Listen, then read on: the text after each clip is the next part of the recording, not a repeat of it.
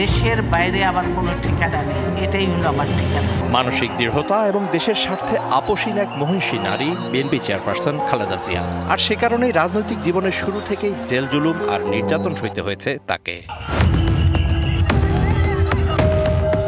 28 November 1983 রাজনৈতিক কোনো মামলায় প্রথমবারের মতো গ্রেফতার হন খালেদা জিয়া। পরের বছর 3রা মে এবং 1985 সালের 1 মার্চ তৃতীয়বারের মতো গ্রেফতার করে তাকে অন্তরীণ রাখা হয় ক্যান্টনমেন্টের মইনুল রোডের বাসভবনে। 1983 থেকে 1990 সাল পর্যন্ত মোট 7বার গ্রেফতার হন তিনি, যার মাঝে উল্লেখযোগ্য হল 1 মার্চ 1985 রাজনীতি নিষিদ্ধ ঘোষণা করে ফরমান জারি করে এরশাদ সরকার। 25 মে পর্যন্ত প্রায় 3 মাস কারান্তরীণ ছিলেন খালেদা জিয়া। এরশাদ সরকারের অধীনে হওয়া 1986 সালের নির্বাচনে কেউ অংশ নেবে না। রাজনৈতিকভাবে এই মতৈক্য তৈরি হলেও পরবর্তীতে আওয়ামী লীগ, জামায়াত ইসলামী এবং সিপিবি এই নির্বাচনে যোগ দিয়েছিল, কিন্তু সিদ্ধান্তে অনড় ছিলেন খালেদা জিয়া এবং নির্বাচনে অংশ নেয়নি বিএনপি। আর এভাবেই সামরিক স্বৈরাচার বিরোধী ভূমিকা এবং গণতন্ত্র পুনরুদ্ধারের আন্দোলনে সাহসী ভূমিকার কারণে তিনি রাজনীতি এবং জনগণের কাছে আপোষহীন নেত্রী হিসেবে খ্যাতি অর্জন করেন। 1 সেপ্টেম্বর 2007 রাষ্ট্র ক্ষমতায় তখন সেনা সমর্থিত 1-11 সরকার। শুরু হয় বিরাজনীতিকরণের ষড়যন্ত্র। গ্রেফতার হন বিএনপি চেয়ারপারসন। দুর্নীতির অভিযোগে একে একে 4টি মামলা দায়ের করা হয় খালেদা জিয়ার বিরুদ্ধে। 2008-এর 11 সেপ্টেম্বর আপিল বিভাগের জামিন আদেশের পর মুক্তি পান সাবেক প্রধানমন্ত্রী। আদালতের নথি থেকে দেখা যায় 2014 সালের পর বিভিন্ন সময়ে খালেদা জিয়ার বিরুদ্ধে মামলা হয় 30টি।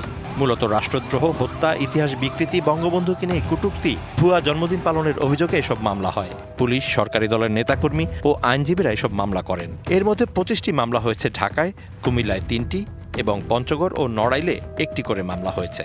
আল্লাহর গজব করবে আপনারা যা শুরু করে দিয়েছেন। ব্যাংক ঋণ খেলাপির অভিযোগে সোনালী ব্যাংক খালেদা জিয়ার বড় ছেলে তারেক রহমান এবং ছোট ছেলে আরাফাত রহমান কোকোর বিরুদ্ধে মামলা করে। আরাফাত রহমান কোকো মারা যাওয়ার পর ওই মামলায় খালেদা জিয়াকে পক্ষ করা হয়।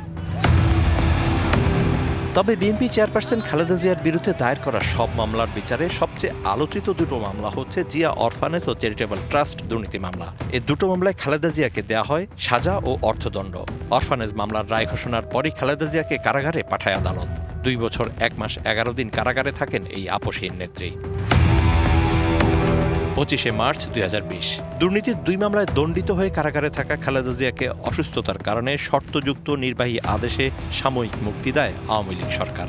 এরপর থেকে 6 মাস পরপরই সেই সাময়িক মুক্তির মেয়াদ বাড়ানো হচ্ছিল। গণ অভ্যুত্থানে আওয়ামী লীগ সরকারের পতনের পরদিন 6 আগস্ট রাষ্ট্রপতি মোহাম্মদ শাহাবুদ্দিন সংবিধানের 49 অনুচ্ছেদের ক্ষমতা বলে খালেদা জিয়ার দণ্ড মওকুফ করেন।